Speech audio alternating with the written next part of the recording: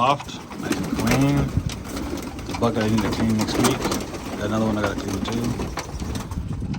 They're doing pretty good though. Nice, healthy. That bird, I don't know where in the hell he came from, but he came. He's been here.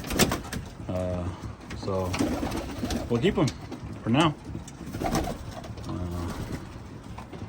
Like I said, they're doing pretty good.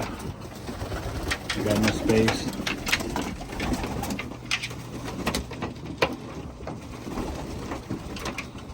All eating nice. So just waiting for breeding season to start breeding. Actually, got my loft, the little breeding lofts over there. I gotta clean those out real good, redo them again, and then I will start breeding again. All right, well, those are guys over there. I just cleaned those out yesterday, so they're pretty good. All right, talk to you guys later.